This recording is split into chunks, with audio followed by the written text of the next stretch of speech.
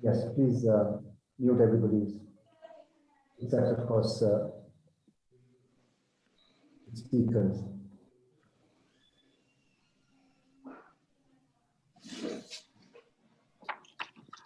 Okay.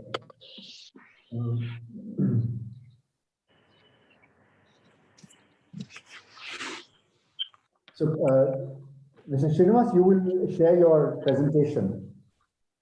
You have the right to share your presentation. Yes, okay. I'll share the presentation while you're making the presentation. Let me know when you're ready to start, and I will. We're ready. I'm ready. I think we're ready. I think a lot of people have joined, and we've started streaming live on YouTube as well. There's several people on YouTube. Ambassador, should we start? TCA? No? Go ahead. Yep. Okay, great. So I'll take a couple of minutes and then I'll hand it over to you, Ambassador. Good afternoon, everyone. A really warm welcome to all of you to ICRIER's third webinar in its G20 at 2023 series. I must make an announcement here that when we started this webinar series in May earlier this year, we called it the G20 at 2022 series. But given what has happened in Riyadh just a week ago, that we have shifted our presidency to 2023, we have decided obviously to rename our platform or series the G20 at 2023 series. The first webinar in the series was held in May, and it was fittingly inaugurated, and the first lecture was delivered by our Sherpa, Shri Suresh Prabhuji. The second was delivered by Amar Bhattacharya, and this, the third, is going to be delivered by Mr. V.Srinivas, Additional Secretary, Government of India, Department of Administrative Reforms and Public Grievances, on G20, the Riyadh Summit 2020. He will be introduced by Ambassador Raghavan, and I have the privilege of introducing Ambassador Raghavan to all of you. The seminar or the webinar will be chaired by Ambassador Raghavan, is the Director General of ICWA, or the Indian Council for World Affairs. It is our privilege at ICRIER that we are able to host Mr. Srinivas and Ambassador Raghavan to this important discussion on the Saudi G20 presidency. Just a few words about ICRIER G20 work, and then I'll hand it over to Ambassador Raghavan. ICRIER's work around G20 issues is more than a decade old, and we are proud to have created a platform for discourse on critical issues affecting India and the global economy, such as climate change, sustainability, inclusion, health, public goods, trade and protectionism, to name a few. We have held 12 annual G20 conferences, produced 3 books, and over 50 academic papers on issues around India's engagement with the G20 since 2009. We are currently engaged with the Ministry of Finance, studying India's engagement in the finance and Sherpa tracks and the evolution of the finance and Sherpa tracks in the G20, among several other subjects. This seminar is a part of the intense engagement of ICRIER around the subject of G20. As I said, Ambassador Raghavan needs no introduction, but just a few words, if you permit me.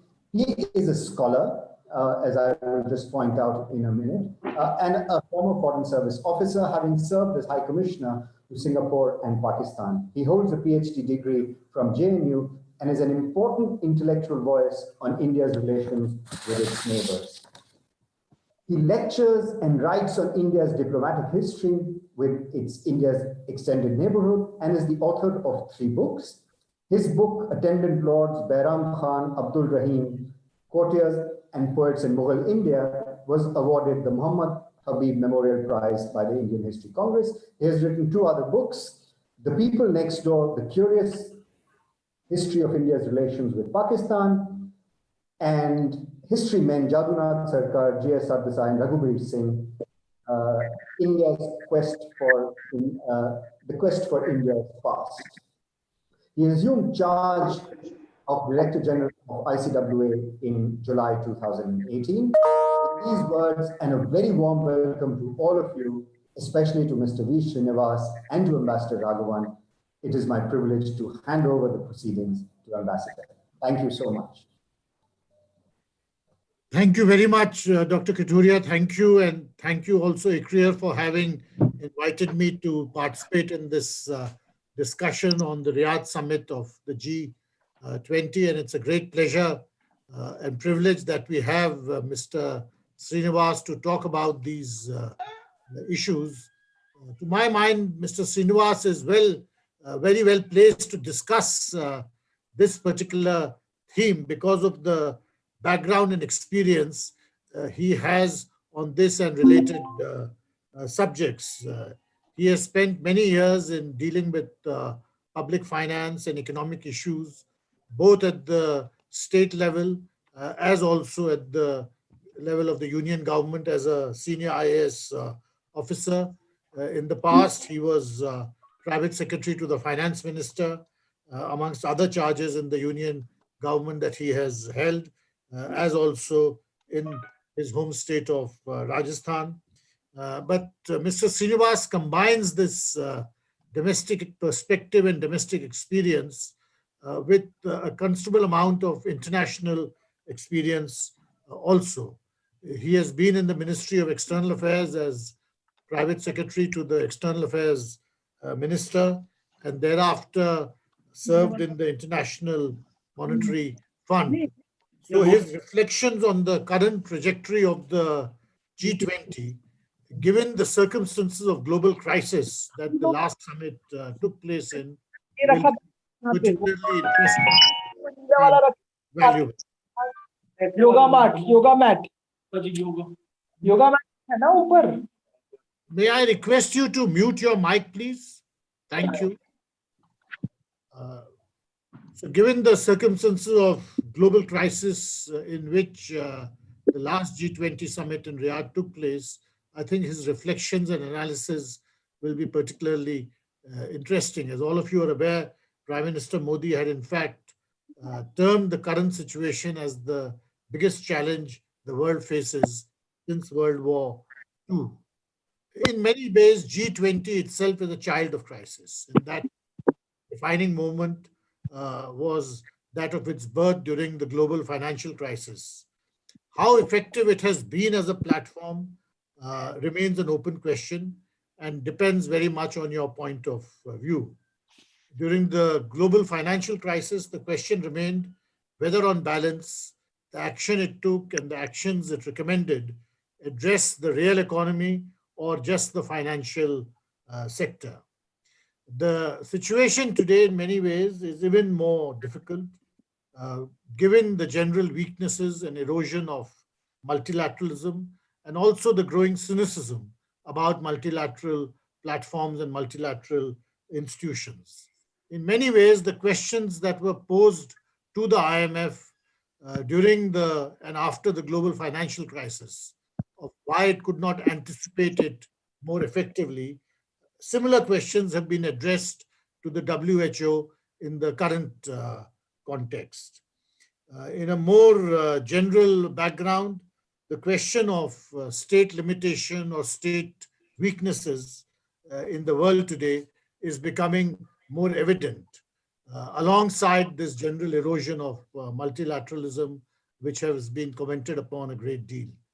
The state weakness or state limitation is most evident in certain fields such as climate change, biodiversity, and most recently, of course, public health. Now, each of these issues also figured very prominently in the Riyadh Summit. And certainly the details of that summit are something which are of great relevance to all of us, quite apart from the optical character. The optics, I think, was captured to a great extent by President Trump referring to play golf during some sessions rather than attending the summit. But quite apart from the optics, I think the substance of the summit is of great importance to us, given the fact that we will be a host not too far away in 2023. So to discuss all these issues, it's a great pleasure to welcome V.Srinivas, and I would now request him to make his presentation, after which we will have some time for questions and discussions. Thank you, and Srinivas, over to you. Thank you, sir. At the outset, I'm grateful to Dr. Rajat Kathuria, the CEO ICRIER, for inviting me to speak at the G20 series talks being conducted by the Indian Council for Research on International Economic Relations. On this occasion, I pay my homage to late Dr. Ishar Judge Ahluwalia, the former chairman of the Board of Governors of ICRIER, for her yeoman services to institution building of the ICRIER. I'm extremely grateful to Ambassador TCA Raghavan, the Director General, Indian Council of World Affairs, my mentor, friend, and guide, for accepting my request to chair today's session. Ambassador Raghavan and I served in the External Affairs and the Finance Minister's offices from 2001 to 2003. India last held the presidency of G20, and we were in the finance minister's office at that point of time, and it was largely a finance ministers and central bank governors forum. In 2002, the plenary session lasted for half a day, and the bilateral meetings lasted for half a day, with Governor Bimal Jalan leading the discussion sessions. In my years at the International Monetary Fund, I do recall the Australian alternate executive director, Mr. John Murray, mentioning that the G7 had resolved to have a more inclusive body with broader representation for addressing the world's financial challenges. The G20, which comprises of all the world's major economies, has 19 member countries and the European Union, and has been at the forefront of battling financial crisis. The global financial crisis of 2008 to 10, the Eurozone crisis of 2010, and the entire range of crisis responses like accommodative monetary policy stance, fiscal stimulus, debt and deposit guarantees, capital injection, asset purchases, currency swaps, they were all derived from the G20 discussions. One can say that as the designated forum for international economic cooperation, the G20 has formulated an agenda for a strong, sustainable, and balanced growth, sustained the international financial and regulatory system, and reformed the mandate, mission, and governance of the IMF. It also deliberated on energy, security, climate change, strengthened and supported the most vulnerable countries, and placed quality jobs at the heart of the recovery. The G20 established the Financial Stability Board in its efforts for strengthening financial regulation, and was at the forefront of shifting 5% quota shares in the IMF to dynamic emerging market economies and developing countries from overrepresented countries. The G20's agenda has diversified to include climate change, energy, skill development, science and technology, agriculture, and labor. Today, it represents the world's facet of multilateralism. The ICRIER's seminal work on G20 has been truly phenomenal. 10 or 12 annual international conferences on G20, important book research publications, 20 years of G20 from global cooperation to building consensus, working papers on the anti-corruption agenda of G20, COVID-19 data localization are some of the most recent publications. I last spoke on the G20 at the Nehru Memorial Museum and Library in 2018 in the run-up to the Buenos Aires Summit meeting, with Shaktikanta Das chairing the session. It was a speech titled G20, A Decade in Multilateralism, examining the years 2008 to 18. The subject also features as a chapter in my book, India's Relations with the International Monetary Fund, 25 Years in Perspective, which I had pursued with an ICWA fellowship. In 2020, as Director General, National Center for Good Governance, I had the opportunity to engage with about 48 countries, 19 countries of Asia, 26 countries of Africa, some countries of Europe, and Australia on the subject good governance practices in a pandemic.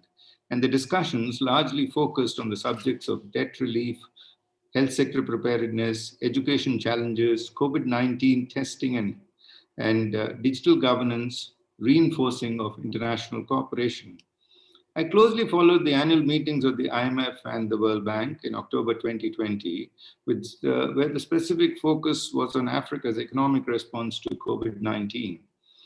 Today's talk on G20 is a continuation of my ongoing work in the subject. The G20 Riyadh Summit was one of the most eagerly awaited multilateral discussions of the year. During the year, governments stepped in to address the pandemic crisis, rolling out fiscal stimulus packages to protect jobs, issuing rules to slow the spread of the disease, and investing in markets. It was also a year that witnessed the most rapid spread of digital technology in education, healthcare, and governance. Along with the COVID-19 pandemic, the world grappled with the debt pandemic. The appealing goal in future is to return to normalcy with an economy that is inclusive and sustainable, providing digital access to all, offering universal healthcare, ensuring availability of COVID vaccine to all, low carbon emissions, and improved global governance. The G20 Riyadh communique addressed many of these challenges. A lot more remains to be done. One of the big issues for deliberation, as rightly pointed out by Ambassador Raghavan, is have global institutions predicted the massive pandemic crisis in a timely manner? The challenge for global governance that arose in 2009 was also when the IMF surveillance did not envisage the global financial crisis. But then the fund reformed itself with received wisdom as an organization that will predict crises in major countries, even-handedness of surveillance, formulate technical papers as an institution. It would be a good institution for lending to smaller countries. The COVID-19 pandemic is likely to transform the global governance institutions in the coming years. With these opening remarks, let me share my presentation on the subject G20, the Riyadh Summit.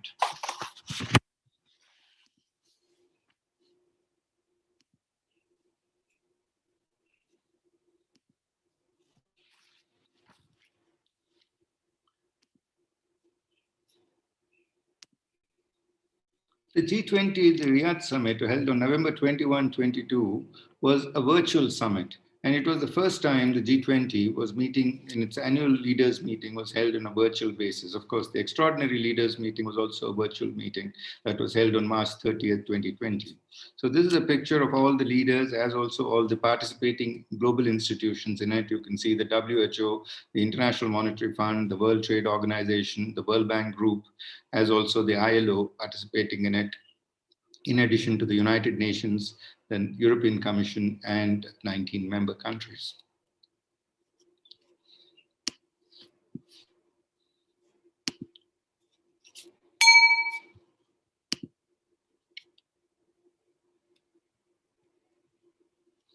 Yes, as I said, I examined the impact of the pandemic on Africa, and this was how grim the situation looked. The pandemic can push something like 26 million people in sub-Saharan Africa into extreme poverty in 2020, and up to 39 billion people if downside risks to growth materialize. People in Kenya were reported to be cooking less frequently. People in Uganda said they cannot sustain even one day of quarantine, reflecting the high dependence of people working in the informal sector. The pandemic is of such a magnitude that it is likely to wipe out 10 years of progress in development. GDP is projected to contract severely, and per capita GDP could be back to 2010 levels. There is a massive financing gap, almost 44 billion for Africa alone. And in spite of the number of initiatives, the slowdown is being witnessed in most of the major economies. In fact, almost all the G20 economies are going to register negative growth except China. And many countries in Africa are witnessing a sharp slowdown. South Africa is declining at 8%, Nigeria at 5.4%, Angola at 4%, and many of them oil economies where commodity prices have fallen. The IMF Managing Director, Kristalina Georgieva, said, "It's the long ascent, a journey that will be difficult, uneven, uncertain, and prone to setbacks. The recovery is not going to be a simple one because there is a multiplicity of challenges that the global community faces." The run-up to the leaders' meetings, there were a number of ministerial meetings that led to it. And normally, a leaders' meeting is preceded by about 10 ministerial meetings. But the G20 of Riyadh Summit was preceded by no less than 25 G20 ministerial declarations, communiques, and statements. 7 meetings of the G20 finance ministers and central bank governors were held in February, March, April, July, September, October, and November. The trade and investment ministers met thrice in March, May, and September. The health ministers met twice by themselves and 1 meeting with the finance ministers. The education ministers met twice. The energy, agriculture, tourism, environment, labor and employment, digital economy ministers met in April and also in October and November. And we also had the extraordinary leaders meeting in March. The only time when such a flurry of meetings took place was the global financial crisis when it struck in 2008-9, when the leaders met both in Washington, D.C., Pittsburgh, and also again in London. So the number of meetings, the quantum of multilateral engagement in the run-up to the Riyadh Summit was simply astounding. This was what the G20 Leaders Summit decided in March 2020. They resolved to fight the pandemic, to address the financing gaps in WHO's strategic preparedness and formulate a response plan. They said we'll safeguard the global economy by injecting $5 trillion in terms of a targeted fiscal policy. We will address international trade disputes so that vital medical supplies are not disrupted, and enhance the global cooperation between the World Health Organization, the IMF, the World Bank Group, multilateral and regional development banks, all coming together to fight the pandemic in a very systematic way. Let me take you through the G20 finance ministers and central bank governors, because they were the ones who met most often.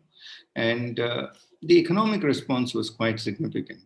They said the first thing they announced was a debt service suspension initiative, because there was tremendous stress on budgetary support that could be offered. And the Financial Stability Board was called upon to monitor financial sector vulnerabilities. A common framework for debt treatment beyond the DSSI was identified once the first round of debt sustainability suspension initiative was rolled out. They also supported IMF's $1 trillion lending capacity, and emergency response packages were adopted, not only by the World Bank, but also by most of the regional development banks. The IMF's international assistance came in the form of the Catastrophe Containment and Relief Trust. 21 countries of sub-Saharan Africa were provided immediate debt service relief for 6 months. And then 46 countries were provided benefits under the Debt Service Suspension Initiative, amounting to $14 billion. A rapid financing instrument for healthcare, as also for testing and augmentation of facilities, was provided to 29 countries. Emergency response packages were approved across the world. In October 2020, when the IMF met in its annual meetings, there was further extension of the debt service relief under the Catastrophe Containment Relief Trust. The Poverty Reduction and Growth Trust that provides subsidized financing for poor countries, for heavily indebted poor countries of the world, expanded its loan resources. There was also a further extension of the debt service suspension initiative into 2021, wherein the repayment period was to be for 3 years with a 1-year grace period. So countries had about 4 years to make repayments. However, despite a lot of international persuasion, private creditors have not participated in the DSSI. The second big group that met was the health ministers. And the G20 health ministers meetings launched the Access to COVID-19 Tools Accelerator Initiative. And this is if you see the WHO website, it's quite a fascinating tool in which various countries are projected as to what is the bed capacity, how much is the testing being done, how much is the transmission levels. And it's a daily update that is being pursued, and almost on a real-time basis. It also intensified the efforts for pandemic surveillance, and multilateral development banks were to strengthen financial support to access to COVID-19 tools. And there was an assessment report of the WHO on pandemic preparedness that has been widely circulated. The G20 health ministers also resolved that the universal health coverage schemes in developing countries would be financed through multilateral financing. The next major group that met was the education ministers. And the education ministers, it has been an unprecedented year for education. The kind of disruption that the education sector has witnessed has never been felt before. There have been prolonged closure of educational institutions. In fact, we've heard of distance education, but online education is far different from distance education. So nations resolved to share best practices, experiences, and lessons learned to ensure learning continuity. Further, they also stressed the need to address digital divides and inequities in terms of the learning opportunities. So there was an internet-rich group of students and an internet-poor group of students. So the G20 said we will try to address this kind of inequalities that set in education. The other big group that met was the trade ministers. And the trade ministers decided that they would support the world trade and investment response to COVID-19. They had two types of approaches. One was the short-term measures with regard to trade regulation, trade facilitation, logistics networks, which needed to be opened up so that inter-country transfer of medical supplies could be facilitated. Then there was also the long-term measures with regard to tariff systems, with regard to multilateral trade systems, resilience in terms of global supply chains, and also to ensure that international investment flows on a continuing basis. One of the key features that in the last 2-3 years that the G20 has witnessed is the anti-corruption ministers meetings. And as an official working on governance practices, I was quite keen to understand what was the big agenda that the G20 pursued in its anti-corruption strategy. And one of the striking features was they were quite concerned about the corruption in COVID-19, particularly with regard to procurement practices. And the G20 issued a call for action on corruption and COVID-19. And there were several issues that have been flagged in the anti-corruption ministers meeting, like the quantum of procurement, the transparency that is there in procurement, also the necessity of pharmaceuticals that are being procured, the enhancement of bed capacities. They also issued a good practices compendium on combating corruption. The Riyadh initiative for enhancing international anti-corruption and law enforcement cooperation was a striking feature. And there was also, the G20 said every country must criminalize bribery. And this was also featured through international cooperation for asset recovery in case bribery has been proven. We've had a leaders summit every year, and the last 5 summits I tried to lay down the path. We had the 2016 summit at Hangzhou, then the 2017 summit at Hamburg, followed by the 2018 summit at Buenos Aires, and the 2019 summit at Osaka. But none of these summits faced the quantum of challenges that the current summit faced. And while some of the strategies with regard to trade, with regard to ensuring sustainability of global economic growth, as also anti-corruption and climate change do feature in the previous summits, the health sector challenges have made the 2020 summit quite unique. So let me take the key features of the G20 Riyadh Summit. The summit opened with a state presidency statement by Crown Prince Mohammed bin Salman, who said that the G20 was created to collectively fight the greatest challenge of the day. Immediate measures were taken by G20 to fight the pandemic. They pledged more than $21 billion to support immediate funding of the pandemic. Saudi Arabia alone contributed $500 million. And they were working on affordable and equitable access to vaccines, therapeutics, and diagnostic tools. Further, extraordinary measures were taken to support the economies and people. $11 trillion were injected into the global economy. Initially, they started with a projection of $5 trillion. We noticed that by November, the number has mounted to almost 11 trillion. Extended social safety nets to protect jobs and incomes were pursued. Emergency support was offered to the most vulnerable countries. The debt service suspension initiative, $14 billion of debt relief was provided to vulnerable countries. $300 billion was mobilized through development banks, the IMF and the World Bank, which were working together with the G20.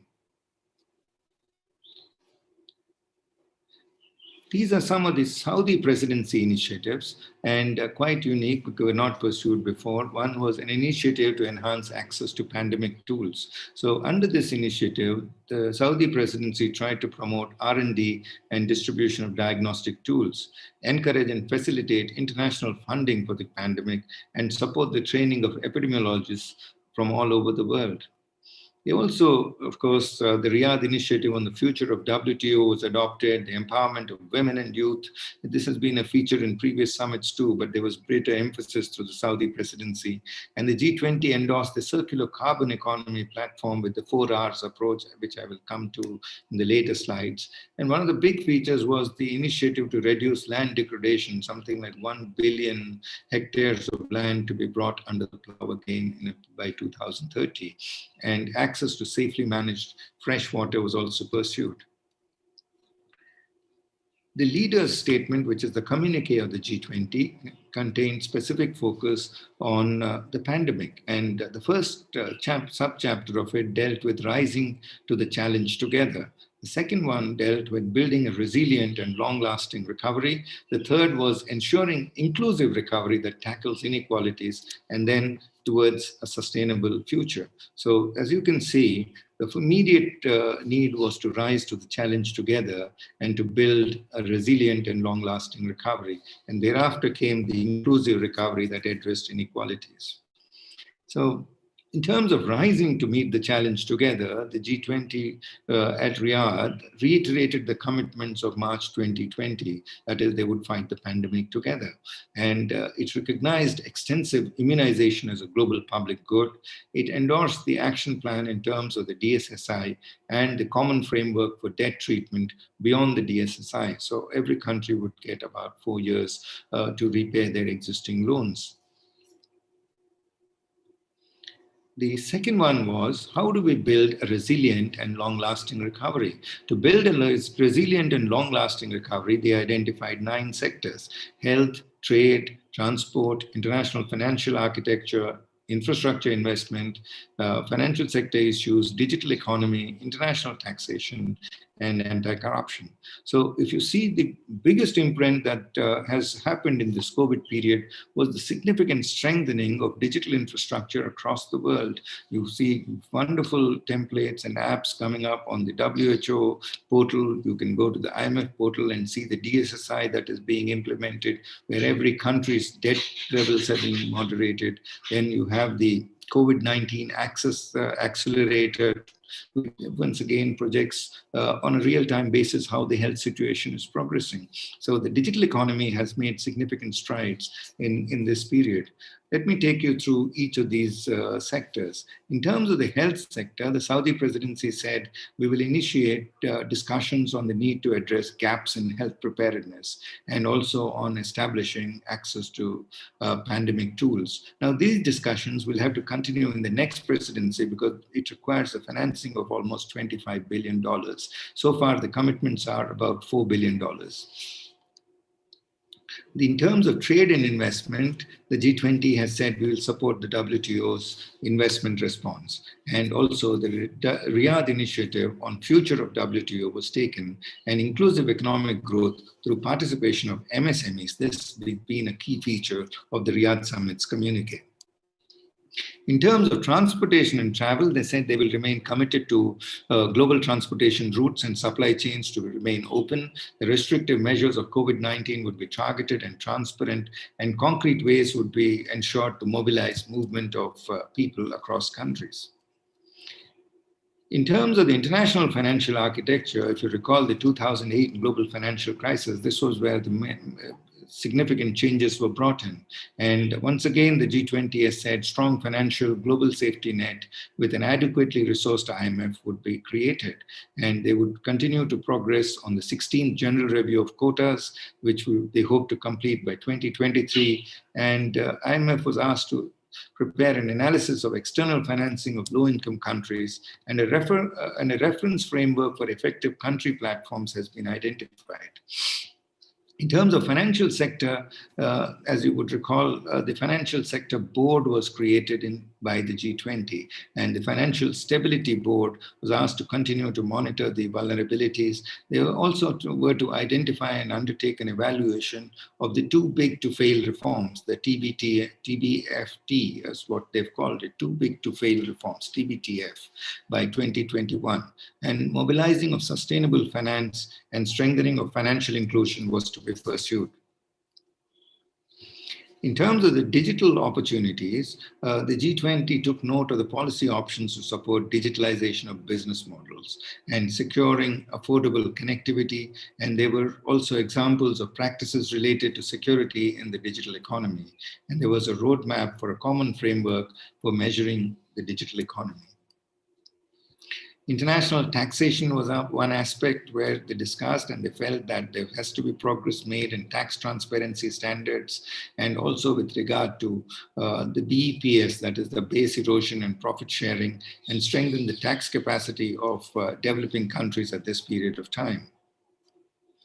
I've already discussed the anti-corruption agenda, and the G20 Riyadh Summit gave a call to the action on the anti-corruption agenda, enhancing the international anti-corruption laws, as also building anti-corruption strategies, promoting public sector integrity, and promoting integrity in public-private partnerships. So they effectively endorsed a G20 anti-corruption accountability report. The third subchapter of the communique is ensuring an inclusive recovery that tackles inequalities. And here they were a group of sustainable development, access to opportunities, employment, women's empowerment, education, tourism, migration, and forced displacement. These were the aspects that the G20 covered. And with regard to sustainable development, they said that COVID-19 response and recovery in developing countries, as also guidelines on quality infrastructure, and the action plan for the 2030 Agenda for Sustainable Development would continue to be maintained. And the G20 initiative for supporting industrialization of Africa, which was featured in the last summit meeting, would also continue along with the G20 Africa Partnership Compact. In terms of addressing inequalities, they said that they would try to enhance the access to opportunities for all, particularly financial inclusion for youth, women, and SMEs. And further, there was to work on the global partnership for financial inclusion. In terms of labor markets and employment, the impact of the pandemic on labor markets was widely seen, and policy options for adopting social protection was given high focus. And they've also said for continued monitoring of labor markets, and the impact of COVID-19 on global labor markets was to be pursued very closely through the ILO. The pandemic has enhanced the gender inequality significantly, and this features in the communique too.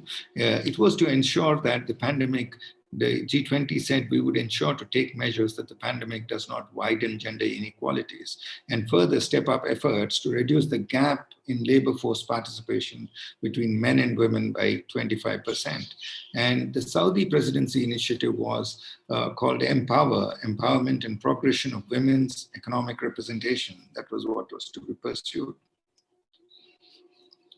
In education, they said that actions taken to mitigate the impact of COVID-19 pandemic on education, and there was also an importance of continuity of education in terms of prices. That's the communique has reiterated the emphasis on education.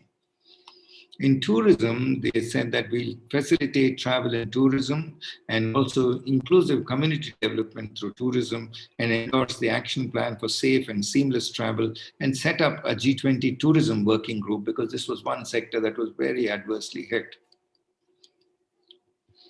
Migration and forced displacement also features heavily, and shared actions to mitigate the impact of the pandemic on refugees, migrants, and displaced people was seen. And it noted the annual international migration and forced displacement trends and the policy reports by the OECD has been taken in. Sustainable future was the last subchapter of the communique, and this has been a feature of the G20 for the last several years. And one initiative was the G20 initiative on clean cooking and energy access, and the Energy Security Market Stability Corporation.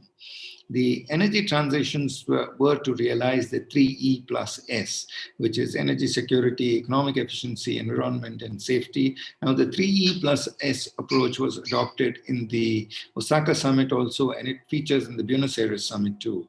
It endorsed the circular carbon economy with 4 Rs, and they reiterated continuation of the discussions for environmental challenges through the COP19, through COP21, which is scheduled to be held in Glasgow, and the COP15 to be held in Kunming in the coming months.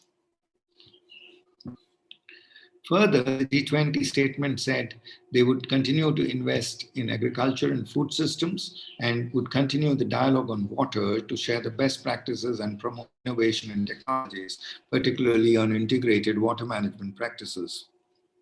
The next meetings are to be held at Italy in 2021, Indonesia in 22, India in 23, and Brazil in 24. So it's a massive agenda that awaits the Italian presidency in the coming years. There were also side events that were held along with the Riyadh Summit, and the pandemic preparedness and response was one of the first side events that was held on November 21, and it identified that the pandemic has infected more than 54 million people, claimed over 1 million lives worldwide, and the G20 members contributed 21 billion to support health systems and also, of course, 14 billion to debt relief to developing countries. The Saudi presidency led the launch of the Access to COVID Tools Accelerator. And this is quite an interesting website, which is available on the WHO's webpage. The second is they led the Global Coronavirus Pledging event, in which you can see on the COVID Tools Accelerator how many companies and private agencies have come forward to undertake this pledge. This is a statement of Ngozi Okonjo-Iweala, the Nobel laureate, who's currently heading the COVID Tools Accelerator platform. She said that the virus is winning only through adequate financing for a global exit strategy like access to COVID-19 Tools Accelerator, the ACTA, can economic vitality be restored at home and catastrophe in the poorest countries be averted. A commitment by G20 leaders to invest about 4.6 billion will fill the ACT's immediate funding gap. It will also save lives and lay the groundwork for mass procurement and delivery of tools, that is, tests, treatments, and vaccines around the world. Another commitment of 24 billion is needed in 2021 for the COVID-19 tools globally. So it's a massive initiative, almost about $25 billion to be mobilized in the next year. The pandemic preparedness and response session received global support. The president of France said the only effective response to the pandemic will be a coordinated global one based on solidarity. The chancellor of Germany said a global challenge, which is what the pandemic undoubtedly is, can only be overcome with global effort. The president of South Africa said we are pleased that there appears to be consensus in the G20 that access to an effective COVID vaccine should be universal. It should also be fair and equitable. The president of South Korea said we must work together more closely in solidarity to defeat the coronavirus. I hope the efforts of the G20 will inspire the world. The second side event was with regard to safeguarding the planet, and the Saudi presidency promoted the circular carbon economy. The 4 R's approach was to reduce, reuse, recycle, and remove, which was a holistic approach for emissions. And they also set an ambitious goal of sustaining about 1 billion hectares of degraded land by 2040. The renewables, including wind and solar energy, were to generate 50% of the Saudi electricity by 2030. So it's a very ambitious goal in safeguarding the planet that they've set for themselves. The Indian Prime Minister spoke in this session, and he said that climate change must be fought not in silos, but in an integrated and holistic way. We should do so with a spirit of cooperation and collaboration. The American president said we must preserve the majesty of God's creation. Together we can protect our environment. And Prime Minister of Japan said global environmental issues are urgent challenges, and Japan will take the initiative. The closing remarks were given by the president, by the king of Saudi Arabia, King Salman, who said that the G20 has upheld the commitment to work together to rise to the challenge of the COVID pandemic to safeguard lives and livelihoods. G20 has also succeeded in sending the message of hope and reassurance to all people around the world by adopting the communique. He further said that the G20's joint and individual efforts will be critical in overcoming the global challenge. And future challenges were empowering people, safeguarding planet, and shaping new frontiers. The roadmap ahead lies in global resilience. And this is a quote from the European Commission President, who summed up the G20 summit as a global alliance in development and distribution of vaccines, protecting climate and environment, covering the digital economy, governing the digital economy and technology, and upholding international institutions and governance. The big step is overhauling the health systems. Resilient health systems, vigilant, responsive, flexible, and equitable. There's also a demand for vaccine finance, which entails huge amount of financing. Inequality exists not only within countries, but also between countries. And there are chances of vaccine nationalism. So it's very important that the G20's communique, which has reiterated its commitment for equitable access to COVID-19, is uniformly implemented. Improved global governance has been a feature. So bolstering the efforts of the United Nations and multilateral institutions, the IMF, in fact, has approved a record number of loans in a short period of time with low conditionality. The WHO has to be developed as the world's rapid response force on global health and enhancing the effectiveness of the WTO. This is what remains on the agenda as we move forward. And my last slide is the debt pandemic that comes with the health pandemic. There has been no success so far in getting the private lenders to follow the DSSI. And borrowing needs, particularly for financial sector, have skyrocketed. And India has called through the finance minister in the IMFC meetings more transparency on debt data and debt contracts.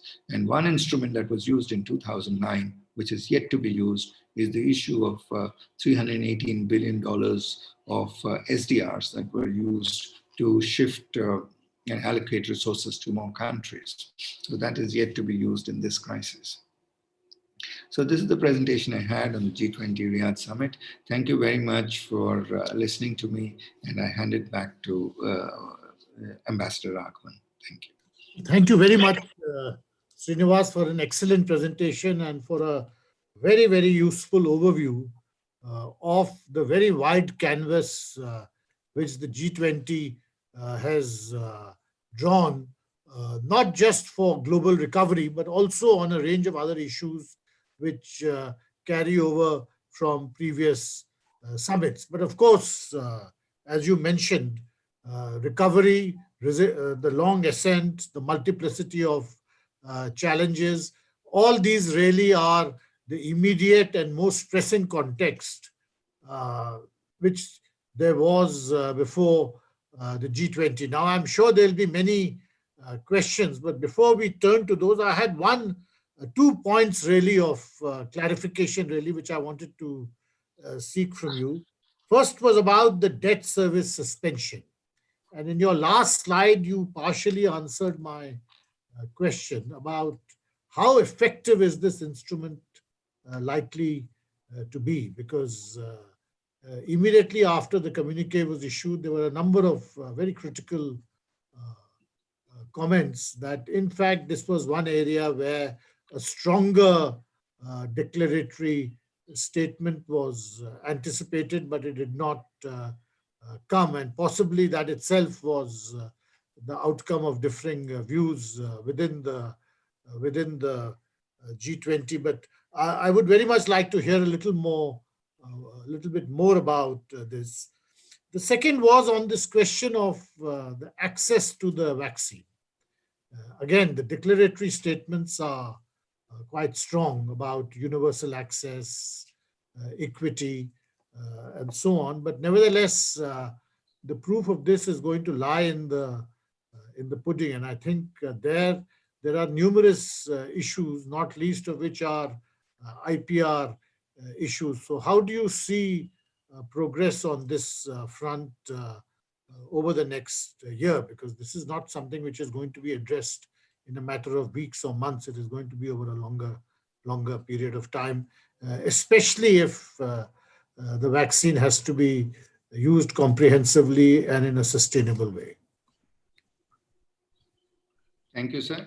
The first is the DSSI, and the DSSI is currently featuring on a website. If you see at the IMF, you find there are countries which are facing high debt stress, there are countries which are facing moderate debt stress, and roughly about 46 of the 73 eligible countries have opted to take the DSSI. There are two components of it. One is, of course, immediate debt service suspension, which was provided for a period from May to December. And then it has been further extended. And the extension has been to a period of 3 years. And they've also said that there will be 1 year moratorium in which you need not pay any of the initiatives. So far, the private lenders have not joined the DSSI. And it is not really clear as to who owes which private lender how much and at what rates of interest or how much is to be repaid. And it's simply, unless the private lenders join the DSSI, the quantum of debt stress that individual countries are facing would not be clear. Right now, the international institutions have been asked to work out a package, and the governments have offered a moratorium. So it has been taken up by some countries, but there's still a large number of countries which are yet to join the DSSI. And this happened even with the Poverty Reduction and Growth Facility when the HIPIC financing was waived off in 2006 and also subsequently in the 2010 years. And it took several years for countries to come on board to identify their debt stress, and it could not be done in one shot. It took time for debt levels to be worked out and restructured. So it's an ongoing process, and I presume over the next 1 year, the multilateral institutions would, in consultation with individual country authorities, and also with several of the big private lenders, work out a moratorium which will ensure sustainability across the global economies. Right now, what we see are the African economies, which are under tremendous debt stress that are being seen. The second issue is with regard to the access to vaccine.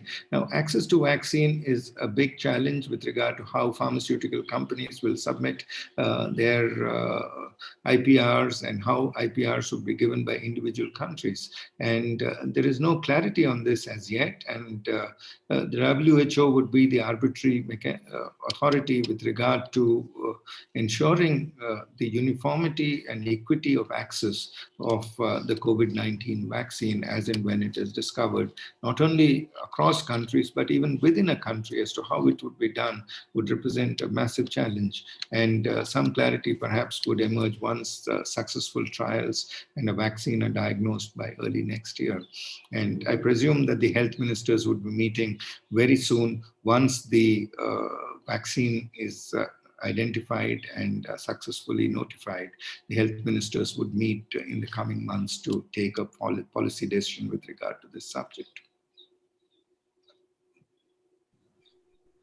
Thank you. Now, this question which has come in is also quite wide-ranging, and I'll read it out. It says, this time, unlike during the 2007-2008 crisis, there is a lack of coordinated fiscal and monetary stimulus measures across the G20. Some are following fiscal stimulus and some are following monetary stimulus, depending on their own financial situation. Will the global economy revive like it did in 2010 with this lack of coordination and synchronization? It's a very interesting question, sir. And unlike in 2009-10, it's not very clear what member countries can actually offer in terms of a fiscal stimulus at this point of time. The debt moratorium has been placed on the table, and in terms of debt relief, we're still not clear as to how much can be brought to the table. And what we notice is that there is a slowdown across the global economies. The global governance in 2009 was enhanced and strengthened significantly, particularly in the terms of the IMF's monitoring. And the first step that was taken was even-handedness of fund surveillance for larger economies. There was also financial sector regulation that was put in place. The Financial Stability Board was asked to pursue a monitoring agenda of large, systemically important financial sector agencies. Spillover reports were prepared as to if an economy collapses, how quickly can the global community combat that fire, so that in terms of spillovers, most major countries do not get hit. And this time, the response has been slightly, I should say, incoherent in that there are countries which are pushing for monetary policy actions. Some countries are pushing for fiscal policy actions. I think right now what we see is the immediate pain needs to be eased, and thereafter a more systematic global approach would be evolved once the immediate pain of fighting the pandemic in terms of health sector is addressed. But the G20 has risen to the occasion in the two previous crises, and we can be sure that the global community would come together again as a multilateralist body to fight the pandemic. That is what I feel, having studied last 12 years of G20's communiques. Well, that may be so, but I'm left with the thought that there is a wider geopolitics which is also going to affect the G20. This summit was meant to be Saudi Arabia's landmark event, but some of the fire at least was stolen because it was a virtual gathering and not a real one. There was also the perhaps not unexpected, nevertheless unexpected to some extent, that you had a lame duck US president. Plus, there are larger issues about US-China relations, the future of transatlantic relations, which to some extent have possibly been, there have been some reassurances, especially on the transatlantic alliance front, because of the forthcoming Biden presidency. But my general point is that there is this wider geopolitics, which appears to be affecting the G20 much more this time than during the global financial crisis, and which really is the argument of those who talk about erosion of multilateralism and how this will affect the G20 also. So this really is a question to which there are no answers, but nevertheless these points are there. Let me check what is the next question which has popped up. No, it's the same. Rajat, would you like to also comment on Mr. Srinivas's presentation? Yes, no, I think as you said, Ambassador Raghavan, this was a very wide-ranging presentation and a great summary of what happened. So thank you, Mr. Srinivas. I actually wanted to sort of want you to address a point that the ambassador has just raised, which is, as you emphasized in your presentation also, that the institutional erosion that happened in the recent past, and the fact that the G20 has had on its agenda issues relating to trade, relating to protectionism. It has had issues relating to climate change on the agenda.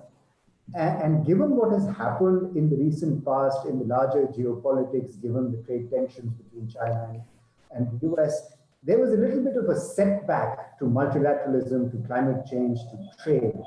And now, do you think with the Italian presidency coming up in Europe, and do you think with the election of Biden, there is hope for some optimism, although cautious optimism, that there could be revival? Although I think, to get to a 2-degree world, we have to work much harder, and everybody has to work much harder to get to revival of WTO. All of us have to work much harder. But do you think there is hope with the Biden presidency? It's an American-led world order, and most of the institutions are American-led. And multilateralism can only thrive when the United States plays the leading role with it. It's very difficult to find an alternate world order with dollar dominance at such levels, particularly when a crisis of this magnitude is staring the world.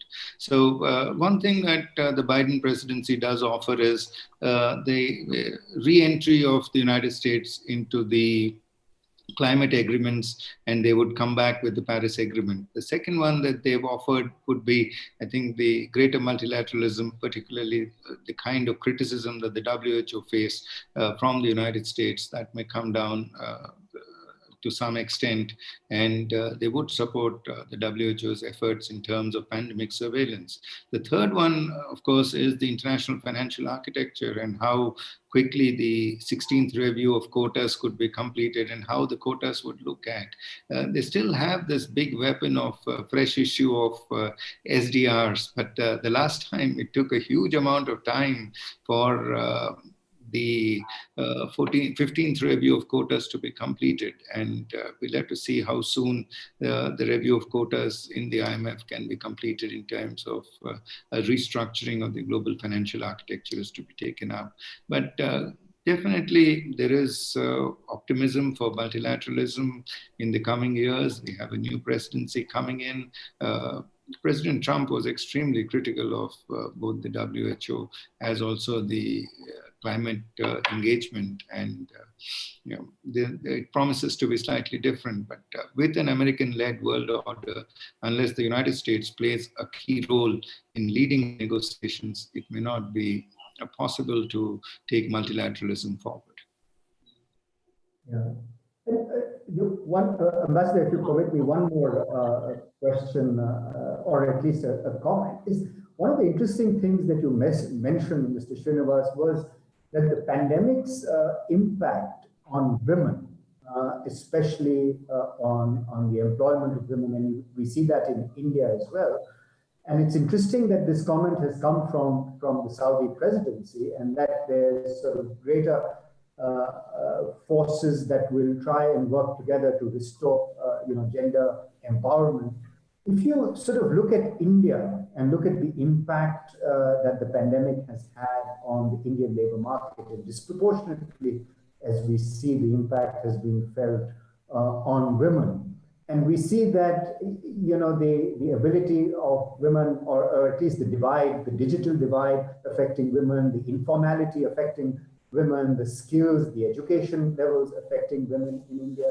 So what do you think, can India's response to gender empowerment? I know this is a wide-ranging question, but do you have any ideas on how we should address this challenge, given that the impact of the pandemic, of course, the impact of other, calamities and shocks also are felt disproportionately, given the informal nature of employment in India disproportionately. So do you have any ideas on how we can begin to address these issues, or at least begin to put a framework in place such that we can address these issues in a more coherent way?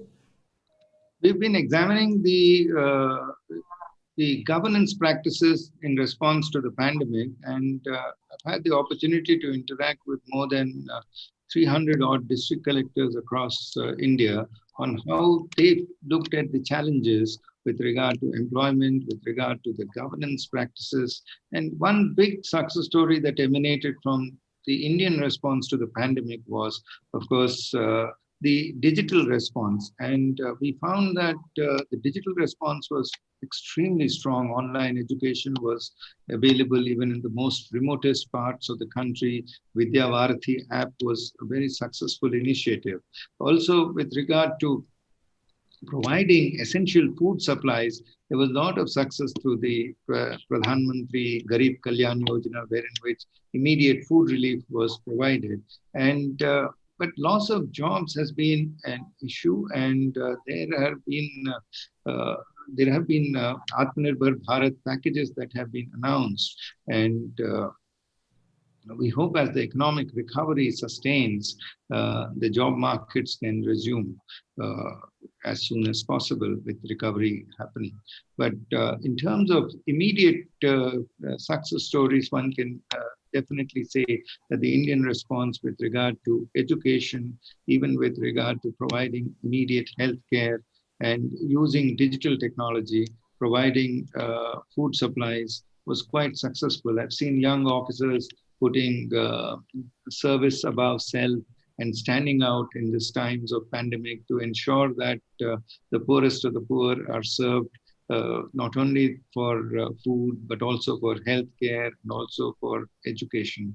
In fact, some of them even reached out to private companies like Swiggy and Zomato to ensure that essential supplies were maintained. They also went to cremation grounds to see that essential protocols with regard to cremations were sustained. And I can name several officers who have stood above the cause of duty and in the front lines as COVID warriors to ensure that the Indian response to the pandemic was a sustained one.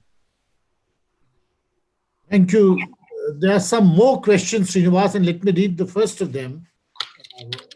This has been partially already addressed, but the question is, the fractures in multilateralism and schisms in the transatlantic alliance have impacted the coherence of the G20's collective response to COVID. Given that the upcoming presidency of Italy would bring these problems to the center stage, how do you see the G20 in 2021 unfolding? It's a difficult path ahead. There are no easy answers. The pandemic is still raging. A record number of more than 100,000 cases are being recorded every day in the United States for the past 27 days. And we still have not found an effective answer to how economic revival or growth patterns will happen. We're looking at a debt pandemic also. So the Italian presidency is going to be an extremely challenging one. And there are no easy solutions or silver bullets at this point of time. One has to first identify a vaccine and then ensure that the COVID tools are adequately prepared and the WHO's pandemic preparedness response is more stronger. Otherwise, there are no immediate solutions to the challenge. And the Italian presidency is going to be a very tough one to bring together diverse groups to the table to discuss complex challenges with regard to the health pandemic, with regard to the debt pandemic, as also with regard to the international governance architecture. Well, this really brings up the next question, and it almost follows from your answer. And the question is, would the Italian presidency have priorities that are dominated by European Eurozone priorities, especially with regard to climate change, human rights, digital divide, etc.? Or do you think, I suppose the questioner means, that they would make an effort to have a more global perspective on their presidency? Every presidency brings to the table their own domestic priorities, and that we have seen in the last 5 leaders' summits. But right now, the single big priority is the pandemic. And how does the pandemic, how will the pandemic be stopped? And the Italian presidency will continue to grapple with the challenges of fighting the pandemic. The second is, of course, ensuring equitable recovery and vaccine financing. These are areas that the Italian presidency would have to take up. Of course, they would be bringing to the table some of their issues on their domestic agenda with regard to climate change, perhaps even Brexit, as also how the European Union would cope with the aftermath of Brexit and how economic recovery would look like in the European Union. That would be brought on the table too. Well, Dr. Prateek of ICRIER, now his question is, do you think it's time for a development consensus 2.0 like the one that was put forward at the Seoul Summit after the global financial crisis? And if so, what is the role that India can play in this? Well, India has been at the forefront of multilateralism. In fact, we were one of the first countries to permit export of paracetamol, medical supplies to over 150 countries. And Indian democracy has always placed very firm belief in multilateralism. The Prime Minister has also called for significant restructuring of the WHO and strengthening of its pandemic surveillance. So India brings to the table its democratic credentials, its tremendous support for multilateral organizations as a founding member of both the Bretton Woods institutions, as also of a number of other international financial architecture. So India is at the forefront of this battle, and as the world's largest democracy, we bring tremendous strength and voice and credibility to G20. So definitely an Indian voice would be well heard and well received on G20 fora in the coming years. Thank you. Well, we have 2 or 3 minutes left. So let me ask you one more question. And again, it's half a comment, which is really that given the scale of the pandemic and the crisis it has brought about in global affairs, one would have expected a much greater impact on day-to-day developments. In fact, that has not happened. Perhaps many people say it's not surprising. You can't expect the whole world to change because of one particular factor. But the UN Security General's appeal right at the beginning, the early days of the pandemic for a global ceasefire or ceasefires in different conflicts really did not have much of an impact. On the whole, traditional geopolitics has continued. In many ways, it has intensified. So a desecuritization of global agendas, which in rational terms should have followed a crisis of this magnitude, has not taken place.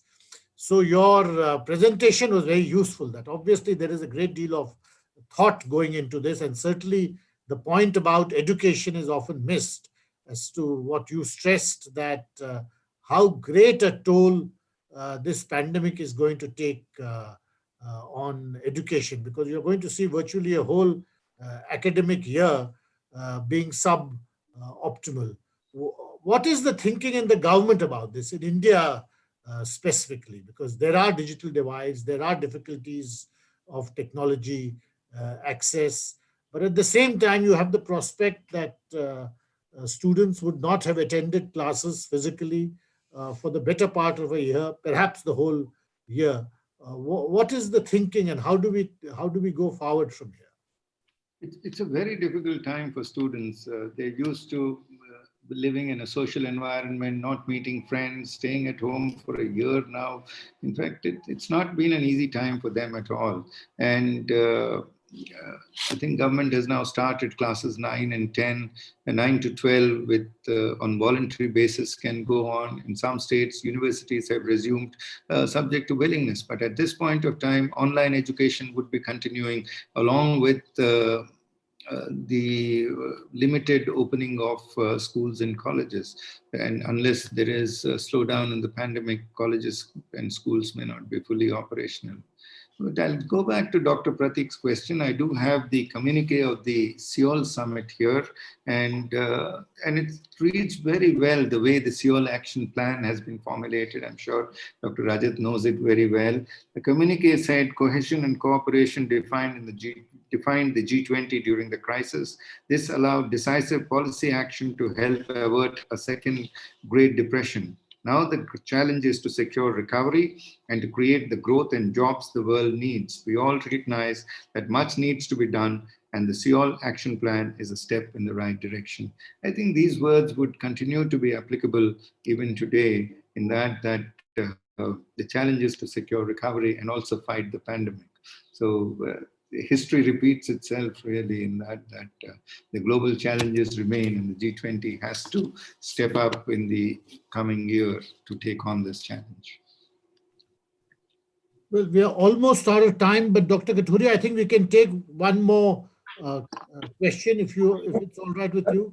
Certainly, Ambassador. There's one more question, and I think this question, Srinivas, is that has the scope of the G20 expanded since the last time India hosted the summit, which you referred to at the finance minister's level?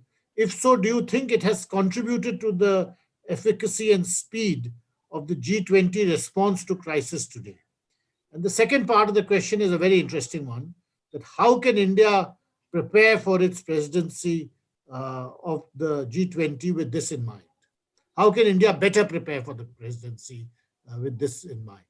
The last presidency we held was in 2002. I do remember that day very well. The finance minister was in parliament in the morning, and then in the afternoon, the bilateral started. And the next morning was the plenary session, and by lunchtime, this discussion was concluded. So it was essentially a finance ministers and central bank governors meeting. Paul O'Neill was the Treasury Secretary who flew down from Washington, D.C. for participation in the meetings.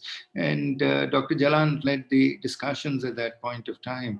And the communique was a very quick affair. It was adopted in about half an hour's discussion after the plenary meetings when the lead speakers made their presentations. But thereafter, after 2008, after the global financial crisis, the G20 structure has changed. And as I pointed out this time, there were 25 meetings. If you compare it with the Osaka Leaders Summit, there were about 11 rounds of ministerial meetings. So the 2021 presidency would also witness a huge number of ministerials before the summit meetings are held.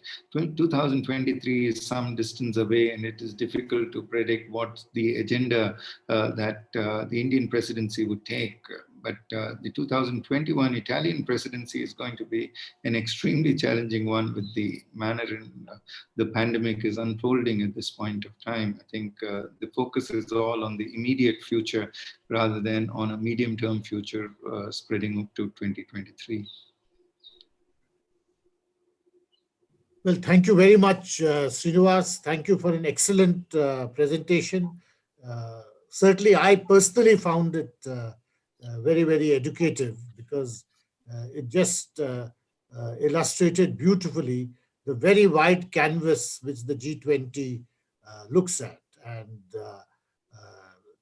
you were right to emphasize that it has evolved far beyond a finance minister's meeting or a financial agenda, although that remains an important part of G20 discussions. Nevertheless, the broader desecuritization agenda, climate change, biodiversity, public health, education, these are all central issues for us to address, especially in terms of our own national policies, because the external environment is important, but it is only facilitatory.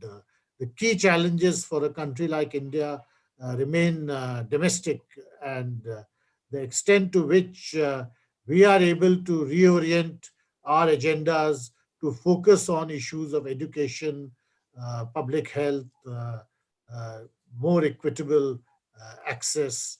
These really will determine how the economy will progress in the short and medium term. So thank you very much for a very, very interesting and engaging presentation. Thank you, ICRIER, and thank you, Dr. Kathuria, for hosting this. And Srinivas, finally, may I suggest that you wrote a very good book on India and the IMF for the ICWA, and I would strongly urge you to write a book on India and the G20, probably beginning from the time you attended the finance ministers meeting up to 2023, because it will really add to the body of knowledge and discussion about this very important global platform. Thank you so much for the offer, sir. Always an inspiration to be with you. Thank you. Thank you very much. Thank you. Thank you. Thank you, Dr. Rajat. Thank you. Thank you. Thank you, Mr. Srinivas, and thank you, Ambassador Raghavan, for handling this beautifully.